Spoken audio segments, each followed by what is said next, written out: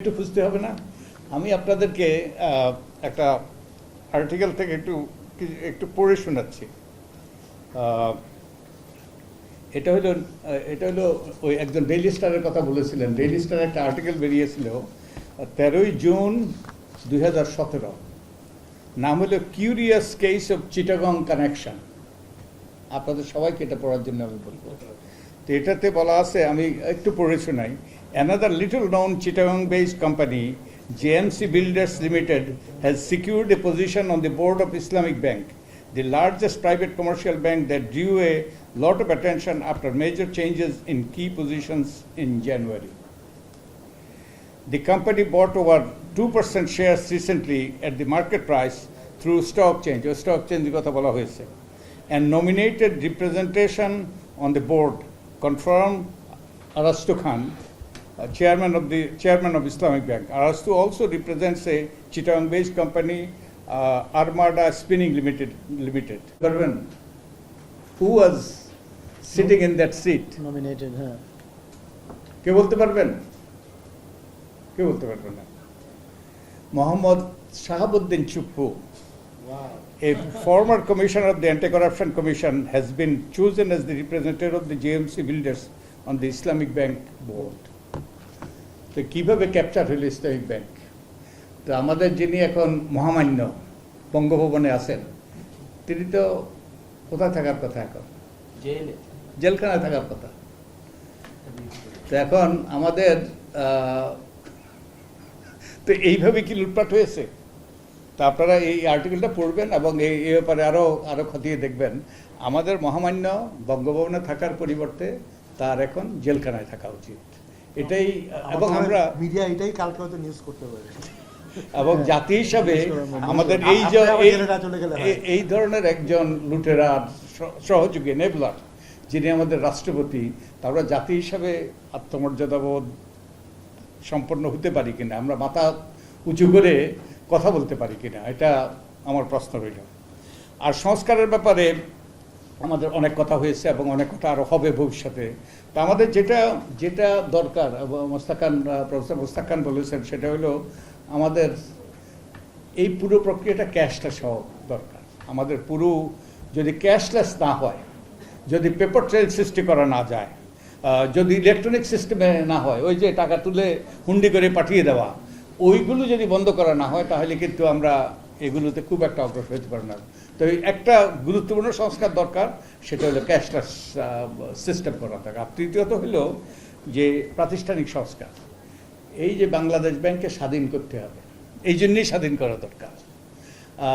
এবং বাংলাদেশকে স্বাধীন করলে তাহলে কিন্তু এই ধরনের কার্যক্রম বন্ধ করা যেত।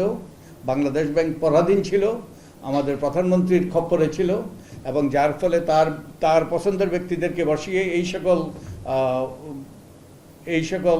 এই যে চুরি চামারির লুটপাটের এনেবলার হয়েছিলেন অনেকে। তো তাহলে এই প্রতিষ্ঠানকে আমাদের শক্তিশালী করতে হবে, কার্যকর করতে হবে, স্বাধীন করতে হবে। এবং স্বাধীন করার জন্য আমরা ঐক্যমত্য কমিশনের পক্ষ থেকে একটা চেষ্টা করেছিলাম। সেই কথাটা আমি আপনাদের সাথে শেয়ার করতে চাই। আমরা অনেকগুলো প্রতিষ্ঠানের সংস্কারের কথা বলেছিলাম, নির্বাচন কমিশন, সরকারি কর্ম কমিশন, তারপরে ন্যায়পাল ইত্যাদি ইত্যাদি, এবং আমরা বাংলাদেশ ব্যাংকেরও সংস্কারের কথা বলেছিলাম। আমরা বাংলাদেশ ব্যাংকে সাংবিধানিক প্রতিষ্ঠানে পরিণত করার কথা প্রস্তাব করেছিলাম, কিন্তু এটা ধোপে টিকেনি, এটা গ্রহণযোগ্য হয়নি। আমাদের বড় বড় যারা স্টেক হোল্ডার ছিল ওখানে, আমাদের ঐক্যমত্য কমিশনে, তাদের কাছে গ্রহণযোগ্য হয়নি। তাই এটা আমাদের জুলাই চার্টার এটা অন্তর্ভুক্ত না। কিন্তু আমরা চেষ্টা করেছিলাম বাংলাদেশ ব্যাংকে একটা প্রাতিষ্ঠানিক সাংবিধানিক প্রতিষ্ঠানে পরিণত করার জন্য। সাংবিধানিক প্রতিষ্ঠানে পরিণত হলে কি হতো, সংবিধানেই নির্দিষ্ট থাকতে এই নিয়োগগুলো কিভাবে হবে, যার ফলে ওই আইন করে বিভিন্ন রকম কারসাজি করে নিয়োগ দেওয়াটা দূর হতো। তবে অসম্ভব হতো তা বলছি না, কিন্তু সাংবিধানিক প্রতিষ্ঠান হলে তো একটা রক্ষা কবচ হতো, যে যাকে তাকে, যে আমাদের আগে যাদেরকে যে সকল এই যে ব্যক্তিদেরকে বাংলাদেশ ব্যাংকে বসানো হয়েছিল, তাদেরকে বসানোটা সহজ হতো না। তো তো তাহলে এই তিনটা কাজ আমাদের এই প্রতিষ্ঠানটাকে আমাদের স্বাধীন করা দরকার, এবং স্বাধীন করার জন্য আমাদের সাংবিধানিক প্রতিষ্ঠানে পরিণত করা দরকার। তো আমার এই ব্যাংকিং খাত সম্পর্কে আমার এটাই বক্তব্য। তবে আরেকটা বিষয়, প্রাসঙ্গিক বিষয় আমি বলতে চাই, এই প্রসঙ্গে নয়, যে আপনারা দেখছেন যে ঢাকা বিশ্ববিদ্যালয়, এটাকে কেন্দ্র করে ব্যাপক রকম সহিংসতা শুরু হয়েছে, এবং চট্টগ্রামে চলছে অনেক দিন থেকে, এবং এটা আমার আশঙ্কা যে অব্যাহত থাকবে, এবং এটা ভয়াবহ আকার ধারণ করবে।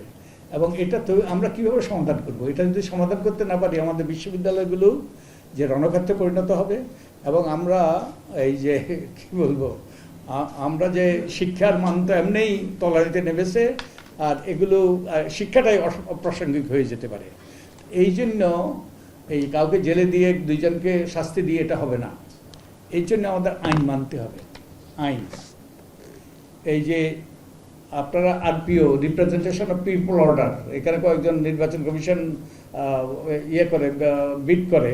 বিড করতো, তো তাদেরকে দেখে আমি এটা বলছি যে নিবন্ধিত দলের শর্ত, কতগুলো শর্ত থাকে নিবন্ধিত দলের। একটা শর্ত হলো আপনার সংবিধান আরপিওর 90A একটা শর্ত হলো যে নিবন্ধিত দলের গঠনতন্ত্রে অঙ্গ সহযোগী সংগঠনের বিধান থাকতে পারবে না। এটা 2008 সালে আরপিওতে অন্তর্ভুক্ত করা হয়েছিল।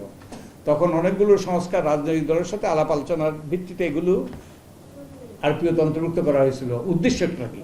মানে আগে তো গঠনতন্ত্রে এই যে ছাত্রদল, ছাত্রলীগ, তারপরে ইত্যাদির বিধান ছিল। তো বিধান না থাকা মানে কি? বিধান না থাকার মানে হলো এই সংগঠনগুলো থাকবে না। সংগঠন, ওটাই হলো আকাঙ্ক্ষা, ওর ভিত্তিতে ওটা আরপিওতে ঢুকানো হয়েছিল। তারপর আমাদের রাজনীতিবিদরা কি করেছে, ওই বিধানটা বিলুপ্ত করেছে, কিন্তু এগুলো হলো আমাদের ভাতৃপ্রতিম সংগঠন। আর আরপিওতে আছে বিদেশি শাখাও থাকতে পারবে না। তাই এই সমস্যার যদি সমাধান করতে হয়, তাহলে ওই যে লক্ষণ, সমস্যার লক্ষণ, রোগের লক্ষণের দিকে নজর দিলে হবে না। রোগের কারণ হলো আমরা আইন মানছি না, আরপিও মানছি না। তো আমি এটা অপ্রাসঙ্গিক এই ক্ষেত্রে, তবুও আমার মনে হয় আমাদের বর্তমান প্রেক্ষাপটের এটা অত্যন্ত প্রাসঙ্গিক। আপনারা এই দিকে নজর দেওয়ার জন্য আমি অনুরোধ করব। তো আমি আর কথা বাড়াবো না, আপনাদের অনেক দেরি হয়ে গিয়েছে। তো আমি ধন্যবাদ দিই আমাকে আমন্ত্রণ জানানোর জন্য। অনেক ধন্যবাদ।